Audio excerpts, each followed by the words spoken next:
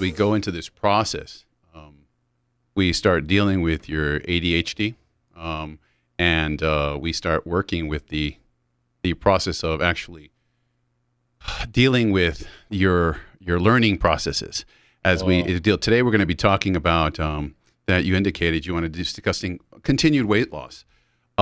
This weight loss that we're talking about is we're bringing together the component that we did last week, which was we discussed about the deciding why you want to lose weight, deciding how to start, and deciding how to keep your goals, as you remember. But today, what we're going to do, you and I, we're going to talk about specifically how to maintain the continued weight loss.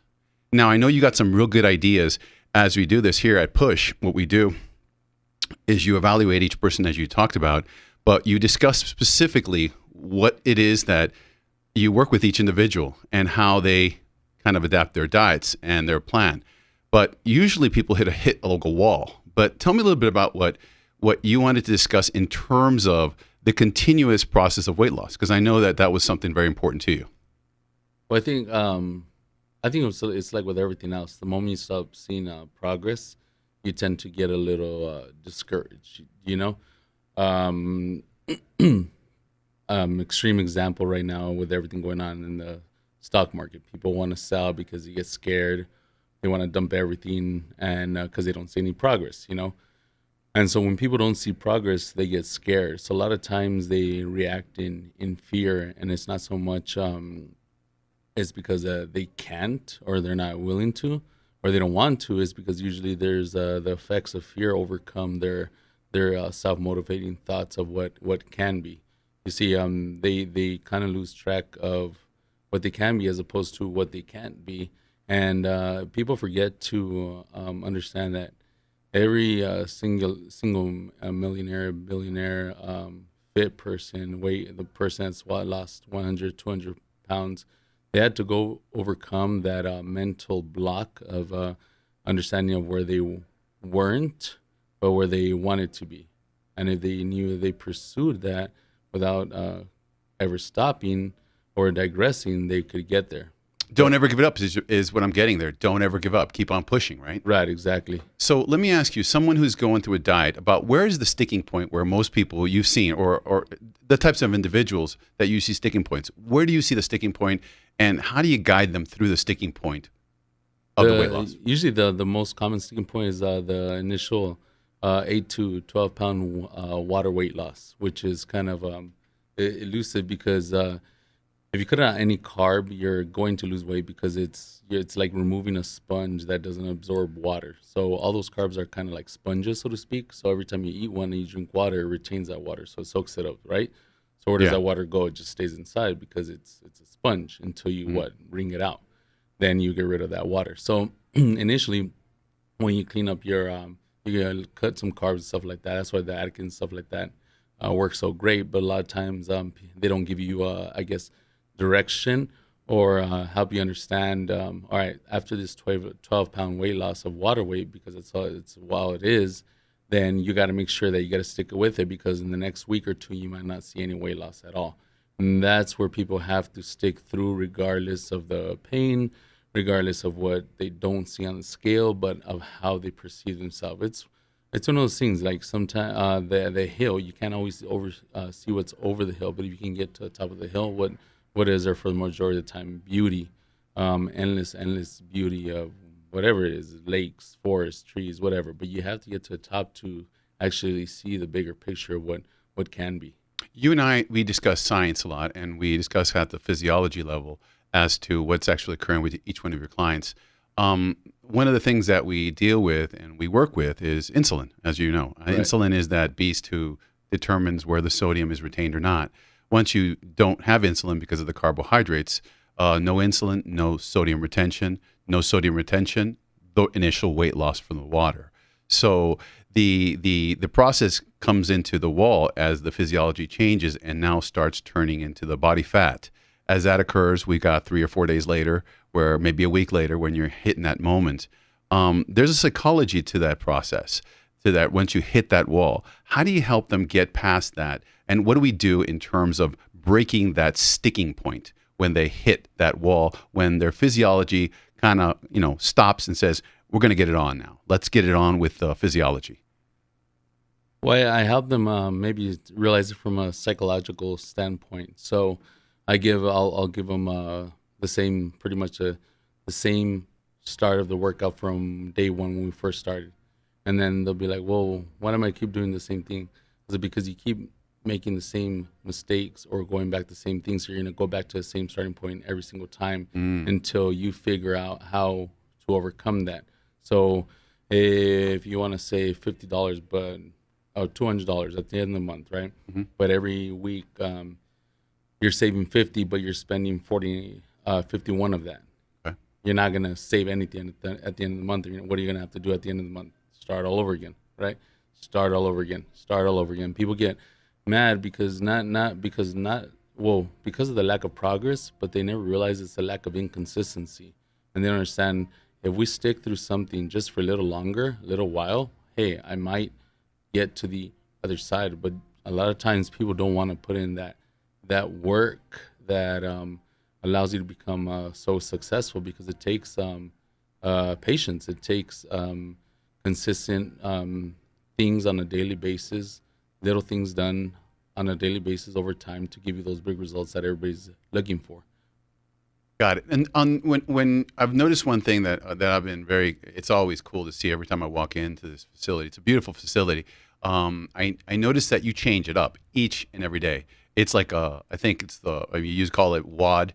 Do you do a different WOD for people in terms of their weight loss program? Yes, I do. We're very versatile in that aspect to ensure that not everybody's doing the same thing. Obviously, if you have a male looking to get stronger and a female looking to lose weight, you're not going to give them the same workout, because it just doesn't make sense. Different different results or different goals require different type of workouts, different type of weights, different types of cardiovascular routines, things like that allow you to reach that particular goal. You got sometimes athletes that are, they have to, even military veterans who have these new protocols they have to pass, and now the military's getting all crazy with their protocols, and they're learning and they're readjusting their protocols. In terms of your, let's say, more athletic individual, how do you get them to penetrate the weight loss dynamics when they're already used to, and they may be, let's say, 5% what they want to lose body weight, versus someone who wants to lose, let's say, 15 to 20% additional weight loss? How do you approach those different approaches? As far as workouts, well, obviously the workouts sometimes may not be as long. They might require less time in the gym with different types of dietary restrictions. As far as the psychological aspect, there's different ways of approaching one person and approaching the other. Some people respond more to extreme, yelling motivation, high intensity, things like that, whereas other people don't like that. So you might have to motivate them from a different aspect, as far as encouraging words, positive, long-lasting words during that hour, to ensure they stay with you and they don't reject you. It's all about the psychology of how you approach each individual. Whereas me yelling to you, that'll work. Whereas me, if I yell to another person, that might scare them off and intimidate them. And if you can if you can really focus and harness that on how to focus on each individual's personality and on the way they're motivated, then their chance for success rate increases substantially. In that respect, how do you determine the difference between someone who's mentally strong? How do you find that top end point? How do you find when they hit that point in order to not surpass it and to kind of push it to the next level? What do you do? And what's your, let's say, short term, let's say over the next couple of weeks versus next couple of days, or the long term plan for the individual? How do you look at that? You develop a baseline for them first. Okay. You can, if they haven't worked out in a year, you can have them go 0 to 100 in day one. So maybe you have them go 0 to 10 week 1, 10 to 20 week 2, so forth and so on. Whereas on the 4th week, now you can really push them to ensure that, one, they're not gonna hate you for it, but they're gonna feel accomplished, and you let them know, look, everything you've done for the last couple of weeks has led up to this. Look what you just did. And allowing them to see, wow, I've never thought I could do that. Okay. and you have the athlete. Similar, that you understand how they're what drives them. Is it yelling? Is it positive encouragement? Things like that. But everything's with a baseline. It's a lot of it's trial and error, and it's one of those things that you learn how to tell an individual's physique the moment they walk in, how they walk in, their persona, and then from there you're better able to calculate how you can address them and approach them. What's going to be the most effective option for them. In terms of quantifying their weight loss, how often do you measure and remeasure, and what kind of methods do you do or have you used in the past that assist you to quantify the changes in their body composition? Generally, we just do weight and pounds and measurement of the waist. The waist? What do you look for there? Usually waist to hip ratio. Okay. To ensure their waist is not bigger than their hips, so they're not prone to diabetes, heart conditions, things like that. To ensure that they stay healthy, because even though you can look like you're losing weight, you might be unhealthy internally. Blood pressure, cholesterol, triglycerides, all that plays into effect. So if you find those, we use those ways to ensure they're progressively, continuously decreasing in weight and reaching their goals. And we try to do that on a weekly basis to ensure that we keep them accountable, because weekends come and sometimes, people forget that what they're on or what they're trying to accomplish, because, everybody likes to have fun.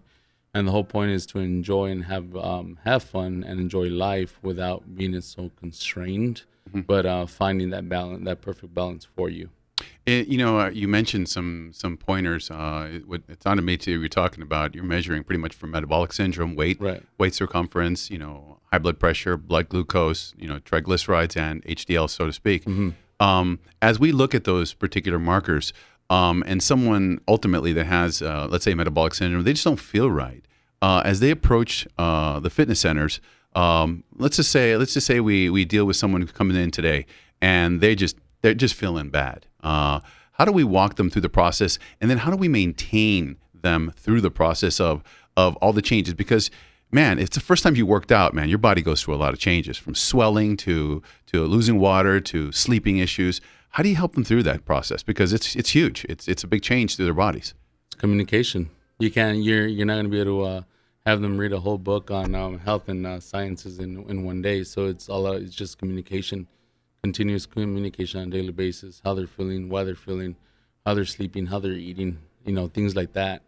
There is no particular right answer just for that question, just because it's so broad. But the most important thing is an effective person who's willing to communicate with you as far as all your physiological concerns.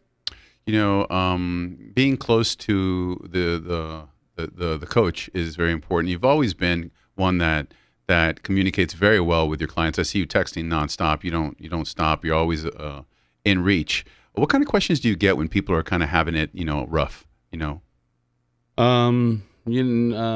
Pretty much, I don't feel like working out. Hey, I'm gonna take the week off, or I didn't sleep good, or I feel bloated, or things like that. Just anything that allows them. I mean, just normal human conditions that keep us from progressing forward.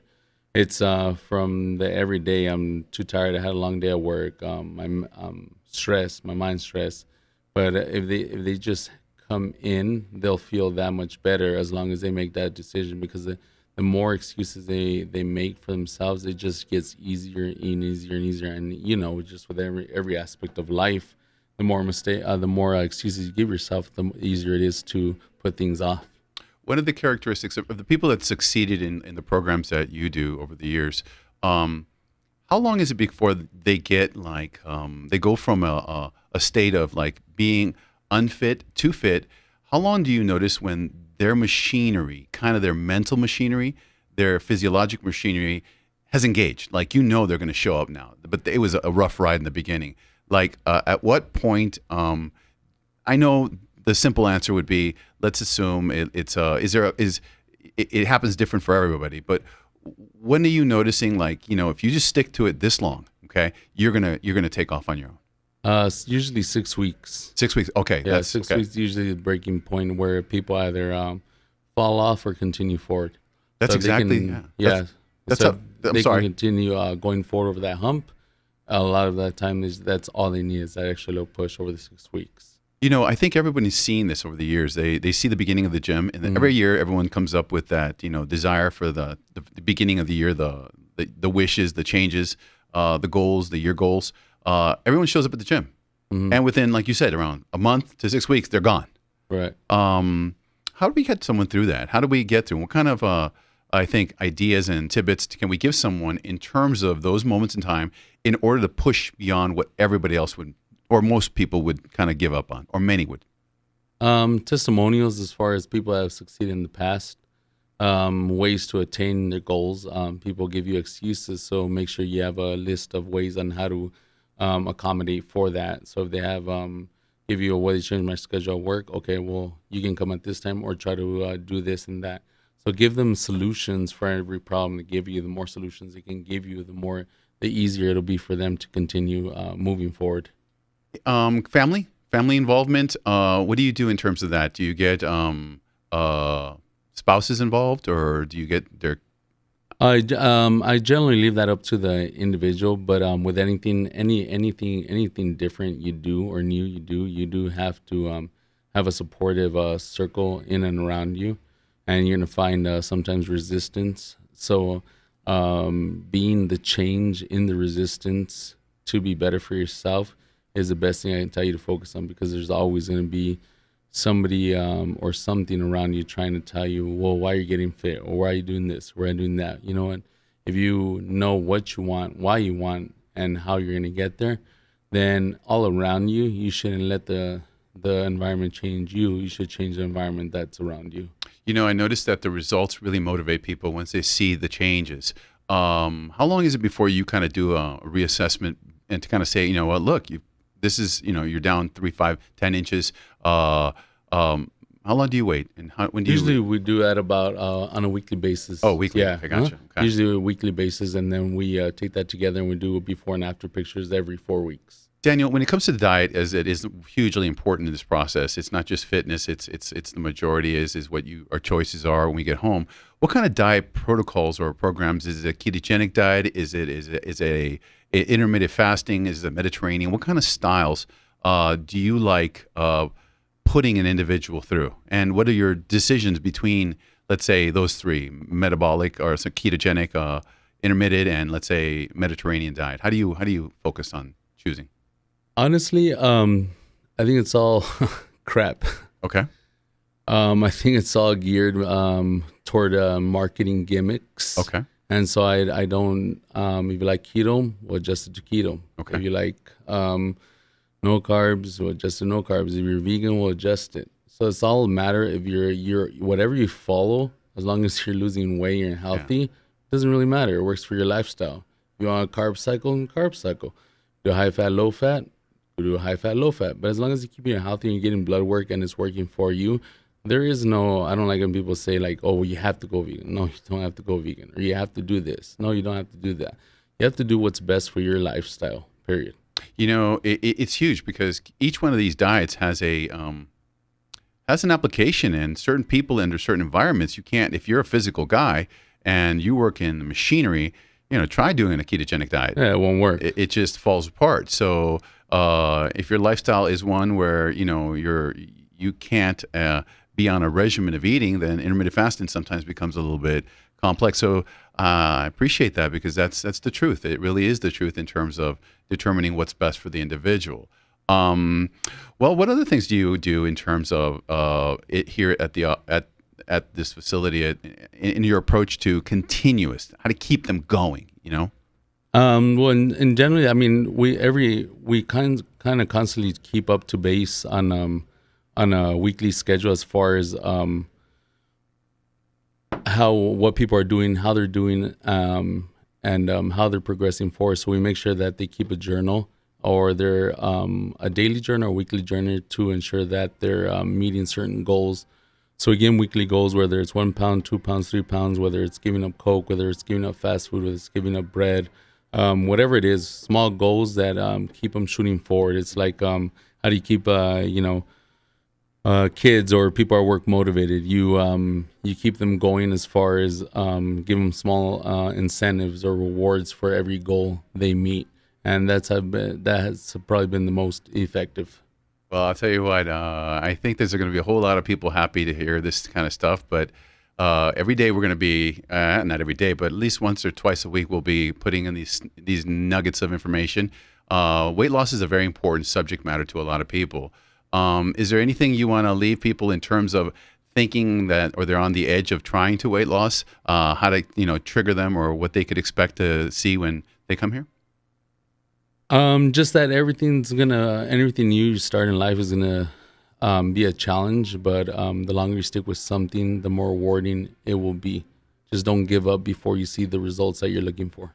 A lot of the presidents, even Roosevelt, had that famous speech when things got crazy and the world looked like it was changing. Even the story behind today, we're being inundated with a lot of healthcare issues. Virus is one of the topics of hand.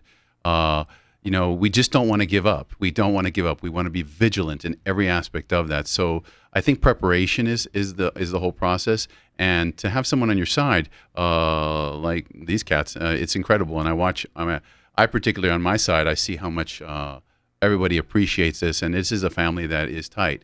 And definitely appreciate it. And I know that a lot of people out there are going to be excited to hear your other points. What are we going to talk about next in the future? What do you want to talk about? What do you think the people want to talk about? It's a good question. I don't know. That's a very good question. And by the way, we have gone live, and I don't think Danny knew about it, but we went live today, and he's probably going to punch me as he gets off the phone right here. No, I knew. You did? Yeah. I hope everybody can see like honesty. Yeah. Honesty. You have your good days, you have your bad days, you have your off days, you have your on days. And as far as like, no one should ever tell you like how to feel, what to feel, or anything like that. As long as you're positive and you have a good attitude to the people around you, when you're down, people should encourage you, and vice versa. It's a you go, I go type of go. You give, I give, and we help each other. If you're looking for everyone to always pull you along, well, that's all you're gonna do is people are always gonna pull you along. And the moment people stop pulling you, guess what? You're gonna be left behind. So the whole goal is try to encourage someone. If you feel down, encourage someone else. Take them to a gym. Maybe they might be your positive outlet that you need to help you keep going forward. But find ways to keep moving forward, and find ways to keep progressing and being accountable to each other. Well, thank you. We'll leave it there, and we'll probably be here for next week. And God bless. And Danny, thank you so much for your insights and your thoughts, man, because it's huge to us. Okay, brother? Thank you.